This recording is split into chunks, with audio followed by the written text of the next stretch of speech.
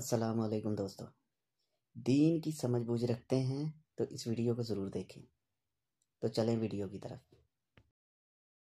اللہ کا نام ہے القادر اور غوث پاک کا نام عبد القادر۔ اللہ کے ناموں میں یہ القادر جو ہے نا، اس میں ساری صفات آ جاتی ہیں، اس میں ساری باتیں آ جاتی ہیں، تو پتہ کیا چلا وہ القادر ہے۔ اس کے جلوے دیکھنے ہوں تو عبد القادر کو دیکھ لو اور اندازہ کر لو، جس کا بندہ ایسا ہے اس کا خدا کیسا ہوگا۔ حضرت سیدنا محبوب سبحانی، غوث سمدانی، قطب یزدانی، شہباز لا مکانی، جامع الاسرار والمعانی، قندیل نورانی، پیر پیراں میر میراں شاہ جیلاں، ابو محمد محی الدین شیخ سید عبد القادر جیلانی، حسنی حسینی سرکار غوث اعظم، سب کہے رضی اللہ تعالی عنہ۔ مادر زاد، ماں کے پیٹ سے ولی پیدا ہوئے۔ پورے گیلان، یہ بغداد کے قریب ایک چھوٹا سا علاقہ مضافات میں جیلان بھی کہتے ہیں، گیلان بھی، جو پاکستان میں گیلان بن گیا وہ نہیں، اس کی بات کر رہا ہوں۔ اس میں مشہور ہو گیا، سیدوں کے ہاں ایک بچہ ہوا ہے، وہ دن میں روزے رکھتا ہے۔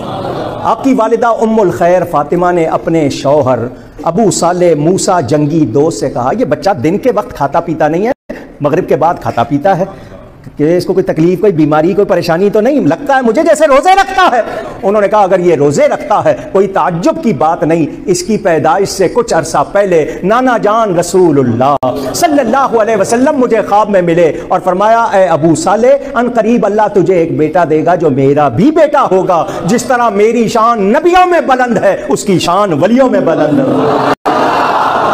محمد کا رسولوں میں ہے جیسے مرتبہ اعلیٰ صلی اللہ علیہ وسلم، محمد کا رسولوں میں ہے جیسے مرتبہ اعلیٰ، ہے افضل اولیاء میں یوں ہی رتبہ غوث اعظم کا۔ اب جب ہم یہ کہتے ہیں کہ اہل سنت جو ہے وہ تمام کے تمام امام بخاری پہ متفق ہیں، تو اس وجہ سے ہم امام بخاری کو مانتے ہیں، تو پھر شیخ عبد القادر کی ولایت کیا آپ انکاری ہیں یا اقراری ہیں؟ شیخ عبد القادر جیلانی کا حدیث کے علم سے کیا لینا دینا بھائی؟ نہیں، میں یہ کہنا چاہ رہا ہوں اہل سنت تو اس پہ متفق ہے نا۔ نہیں، یہ تو ٹاپک نہ تھا ہوگا نا۔ شیخ عبد القادر جیلانی بھائی نبی الاسلام کی وفات کے 500 سال بعد آئے ہیں، ان کے لیے انہوں نے تو دین میں کوئی کنٹریبیوشن نہیں کی ہے۔ نہیں، میں بات وہ باپا جانی تھے اپنے زمانے کے۔ اچھا، ہاں ظاہر ہے، انہوں نے دین کو کیا کنٹریبیوٹ کیا ہے، مجھے آپ بتائیں کہ یہ وہ ان کی کنٹریبیوشن ہے جو پوری دنیا کے مسلمان ویل کر رہے ہیں۔ امام بخاری کی تو پڑھی ہوئی ہے، بتائیں عبد القادر جیلانی نے اس امت کو کیا دیا ہے؟ کوئی ایک چیز بتائیں کہ یہ انہوں نے امت کو دیا ہے، ایک یونیک کام کیا ہے جس کی وجہ سے ان کی ایکسیپٹنس۔ دیکھیں آپ گڑی شاہو کے محلے کی ٹیم کا وکٹ کیپر، اس کو اٹھا کے آپ آسٹریلیا کے وکٹ کیپر سے تو نہ کمپیئر کریں نا بھائی۔ کہاں امام بخاری اور کہاں یار یہ اپنے اپنے زمانے کے باپا جانی۔ صحیح، ٹھیک ہے، مانتے ہیں ہم باپا جانی ہوں گے، دین کے لیے کوئی کنٹریبیوشن نہیں۔ اگر کی بھی ہے تو میرے بھائی اس وقت یہ کہتے تھے نا کہ عبد القادر جیلانی کے پروگرام میں 70,000 لوگ بیٹھتے تھے، انجینئر صاحب کی ویڈیو 24 گھنٹے میں 1 لاکھ سے زیادہ لوگ دیکھتے ہیں، تو اب بتاؤ غوث اعظم کون ہوا؟ اگر یہی دلیل ہے تو یہ دلیل نہیں ہے۔ دلیل یہ کہ دین کو کنٹریبیوشن کیا کی۔ دین کو کنٹریبیوشن اگر یہ ہے، وہ 70,000 لوگوں سے لکھ رہے تھے، میری تو ویڈیوز ملین میں جا رہی ہیں، تو یہ کیا کہیں گے کہ نہیں تعداد کوئی دلیل نہیں ہے، کوئی کنٹریبیوشن بتائیں۔ کنٹریبیوشن میں بتاتا ہوں، امام بخاری کی کنٹریبیوشن تو یہ پڑھی ہوئی ہے۔ دنیا کی کسی لائبریری میں عبد القادر جیلانی کی کوئی کنٹریبیوشن پڑھائی جاتی ہو تو مجھے بتائیں کہ یہ انہوں نے دین کو کنٹریبیوٹ کیا۔ ایک عالم دین تھے، آئے، نمازیں پڑھی، اللہ کے نبی کا جو دین انہوں نے سمجھا وہ آگے سکھایا، دنیا سے چلے گئے، دیٹس آل۔ ان لوگوں کا کیا لینا دینا امام بخاری، امام مسلم، امام حنیفہ، امام شافعی، یہ پہلے 300 سال کے جو لوگ ہیں انہوں نے تو کنٹریبیوشن کی ہے نا دین کو۔ بعد میں تو لوگ قیامت تک آئیں گے، صرف عبد القادر جیلانی نہیں ہے۔ عبد القادر جیلانی سے پہلے امام غزالی ہیں، وہ بھی نبی اسلام کے 500 سال بعد آ رہے ہیں، ٹھیک ہے، ان سے بھی پیچھے جائیں گے۔ تو یہ لوگ مطلب علماء دین ہے، دیٹس آل۔ مانتے ہیں نہ مانا کوئی نہیں، ہم مانتے ہیں کہ عبد القادر جیلانی کے والد اور والدہ کی شادی ہوئی تھی،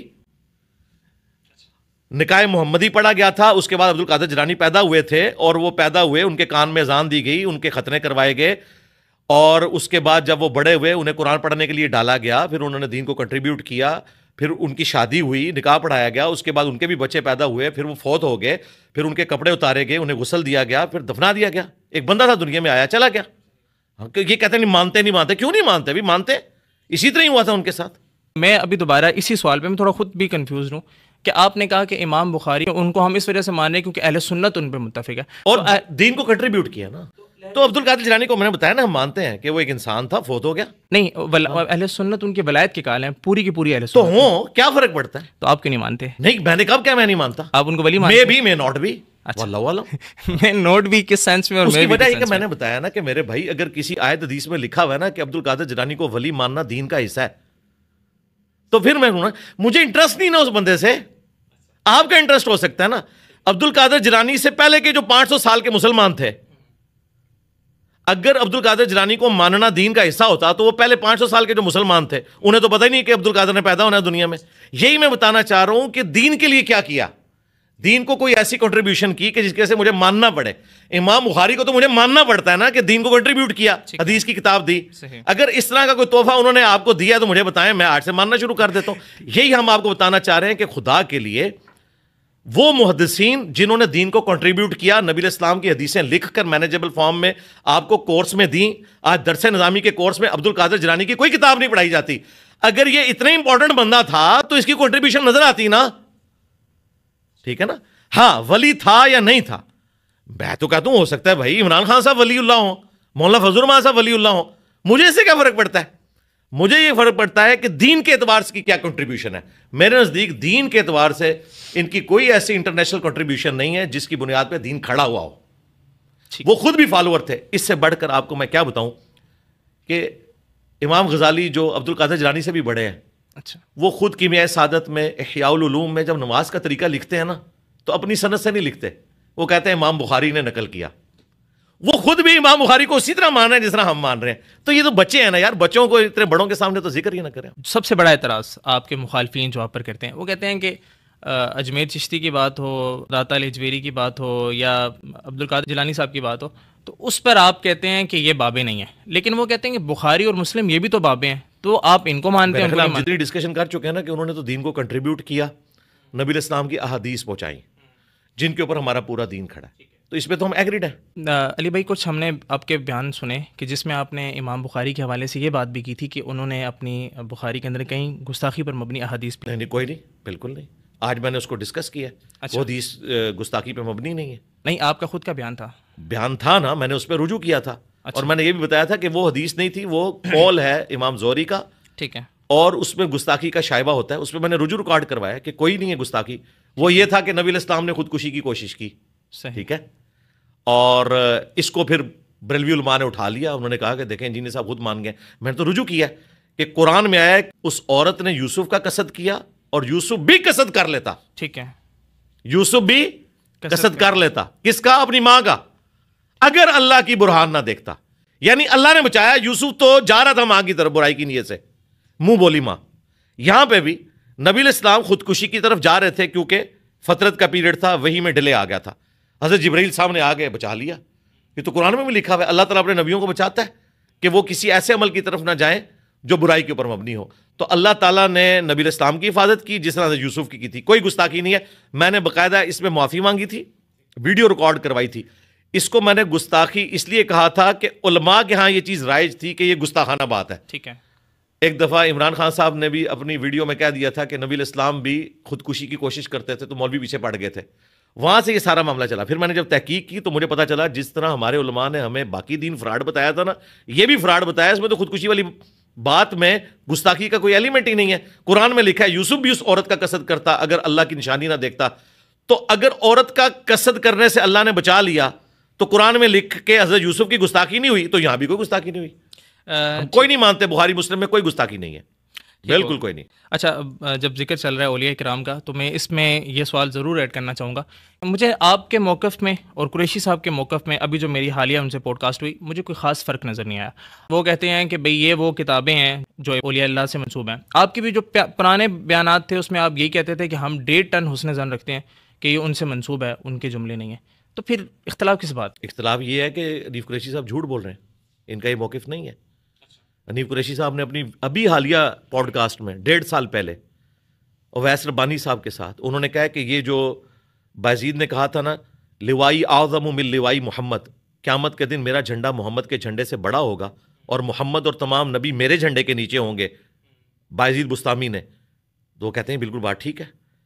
وہ کہتے ہیں کہ قیامت کے دن اللہ کا جھنڈا بایزید کے ہاتھوں میں ہوگا, نبی اسلام کا اپنا جھنڈا ہوگا, تو اللہ کا جھنڈا جو ہے وہ بڑا ہے. تو حنیف قریشی صاحب کا تو یہ عقیدہ ہے کہ اللہ نے شفاعت کا جھنڈا بایزید کو دینا ہے. ہم مسلمانوں کا یہ عقیدہ ہے کہ شفاعت کا جو جھنڈا ہے وہ رسول اللہ کے ہاتھوں میں آنا ہے. آپ کہتے ہیں میرا اور ان کا عقیدہ ہے. بریلویوں کا عقیدہ یہ ہے کہ شفاعت کا جھنڈا بایزید بستامی کو ملنا ہے, جبکہ مسلمانوں کا عقیدہ ہے بخاری مسلم میں کہ شفاعت کا جھنڈا رسول اللہ کو ملنا ہے. اعلیٰ حضرت نے بھی فتاوی رضویہ میں لکھا ہے کہ بایزید کے منہ سے اللہ بولتا تھا جب وہ کہتا تھا کہ میرا جھنڈا محمد کے جھنڈے سے بڑا ہے. تو ہمارا کیسے آپس میں پیچ اپ ہو سکتا ہے؟ ہم نبی علیہ السلام کو مانتے ہیں کہ وہ شافع معاشر ہیں اور تمام لوگ ان کے جھنڈے کے نیچے ہوں گے. یہ کہتے ہیں کہ بایزید بستامی کے جھنڈے کے نیچے تمام انبیاء ہوں گے اور محمد رسول اللہ بھی ہوں گے. اب مجھے بتائیں کہ ہمارا ان سے پیچ اپ کیسے ہو سکتا ہے؟ صحیح. تو یہ آپ اپنی بات بالکل کلیریفائی کر لیں. ہمارا عقیدہ ایک نہیں ہے. ہمارا جھنڈا ہمارے نبی علیہ السلام کے ہاتھوں میں ہے شفاعت کا. ان کے لیے شفاعت کا جو جھنڈا ہے وہ بایزید کے ہاتھ میں ہے, اور انشاءاللہ انہوں نے وہیں جانا ہے جہاں بایزید نے جانا ہے. جو بخاری میں لکھا ہے کہ ہر غدار کے لیے میدان محشر میں ایک جھنڈا ہوگا, ہر خائن کے لیے, اور اللہ تعالیٰ کہے گا اس نے دنیا میں خیانت کی تھی, اس کے لیے بھی جھنڈا چڑھے گا. شفاعت کا جھنڈا جو ہے رسول اللہ کے ہاتھوں میں. ہم نے جو قریشی صاحب سے سوال کیا تھا, یہ تو آج آپ نے ہماری نالج میں بات لائی. ہم نے اس ٹائم ان سے سوال اسی لیے تو میں نے آپ کو بلوا لیا ادھر. مجھے پتا چلا آپ نے رابطہ کیا, تو میں آپ کو بتاؤں کہ یہ آپ کے ساتھ میسنی سی شکلیں بنا کے چلاکیاں کر رہے ہیں, ان کو پتہ ہی نہیں ہے. میں ان سے بڑا بریلوی رہا ہوں. ٹھیک ہے.